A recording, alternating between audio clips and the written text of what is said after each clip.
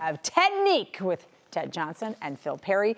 Okay, guys, let's take a look let's start with this. Let's start with the positive. What are some of the strengths that we're going to take a look at here that the Patriots can build upon with Drake Maye? Yeah, obviously, it's his athleticism, all right? So how do you want to take advantage of a guy that can run? It's got really elite athletic ability at that position and get him moving out of the pocket. I'm gonna scold him for leaving the pocket too early. On some plays, but on design rollouts, bootlegs, those types of plays, that's what I would do with Drake Maye is get him throwing on the run with bootlegs, Phil, turn and run, or you want to do like little sprint outs where you fake the RPO here and then sprint out and throw it to a guy. So you want to get him out of the pocket and use his ability to run because he is a great runner. I mean, he's had, I think he averages almost close to 12 rushing attempts a game just in the last 2 years alone. But you want to do it where it's design runs out of the pocket with passing downfield in mind. Yeah, I think we're going to see some of those plays that Ted talks about, too, in this Alex Van Pelt offense. When you're under center, play out, you're trying to run downhill, you're trying to run maybe some of these outside zone types of plays, and then you're bootlegging off of that. You can leverage his athleticism in those moments. Scrambles will help, too, though. Some of the best quarterbacks in this game, when it's 3rd and 6, 3rd and 7, 3rd and 8, and you get your designer defenses from the opposition, and everything's covered, if you have a guy who can run the way he can run, that can bail you out of some bad situations. I love the idea of a guy that can scramble, but just give me average, 2 to 3 scrambles a game. Kind of like a Patrick Mahomes. You'll see he averages about 2 to 3 scrambles a game, and it's like for 20 or 30 yards. Massive moments, right? They're impactful first downs when he does leave it, and you got to be smart when you do vacate it, and I hope that that's what they teach him. Is this what they wanted to do with Mac Jones? I mean, I know not entirely because the skill set is different, but like run the play actions, have more I think play so. a more modern NFL that he just wasn't prepared for.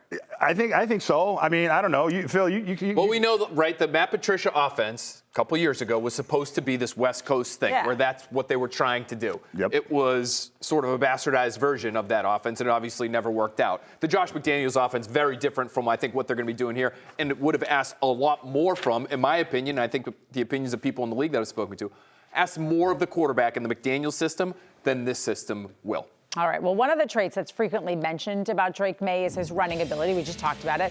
And he has shown it off a lot. In 2 years as a starter, he ran the ball nearly 300 times for more than 1,100 yards, but he averaged less than 4 yards per attempt. I think this is one of the negatives we're going to look at. What you're talking about, that there are times when you want him to run, but not all the time. Not all the time. And clearly, I think he had offensive line issues, wide receivers maybe weren't getting open. So he is going to, the feet, they talk about, his feet being a big problem. Well, that all starts with the eyes. So if the eyes start going down, if the eyes leave, where, the patterns in front, then they start going down. And then that's when he starts, his feet start moving and going and leaving in the pocket like that. You got to keep your eyes downfield. That's very important.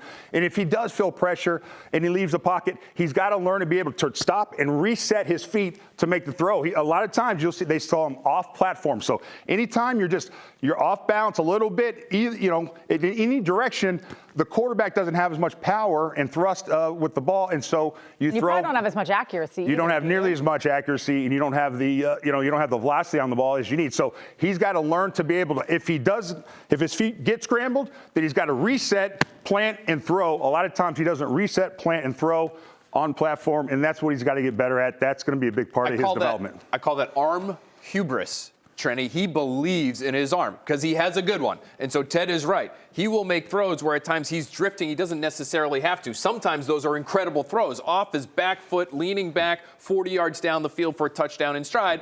They also result in some pretty ugly throws too. So if you can find some more consistency while also displaying this creative playmaking ability that guys like Josh Allen and Patrick Mahomes, the best quarterbacks in today's game, they do things that are not drawn up. You don't want to necessarily take all of that away from Drake Maye. You just want him to be more consistent when he does try to execute those kinds of plays. How hard is it to break a habit like that? Look, if you talk to a lot of quarterbacks, I think Brian Hoyer will tell you last night, he says it's not that hard to fix. See, I would think it would be, but I didn't play quarterback. So there's a lot of quarterbacks I hear talk about, Drake Maye specifically, talk about the footwork can be worked on. If you address it and you kind of rep it and you just something you work hard on, that you can get that part of your game out. If you fix that, Phil, how good can he be?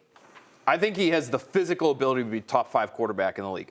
And I know there are people in the league who feel similarly about him because he's only 21 years old, because he's such a great athlete. He hasn't played much football. The ceiling is through the roof. We've heard Drake Maye say that very openly. But you do have to clean these things up. I think that's where Alex Van Pelt and Ben McAdoo, guys that I've come to understand, are absolute fundamental sticklers. Footwork, arm doing what's required of a certain play to make sure the play is run on time and everything meshes well with the concepts that are being run, Ted. These guys are going to be on him about getting his fundamentals down, Pat.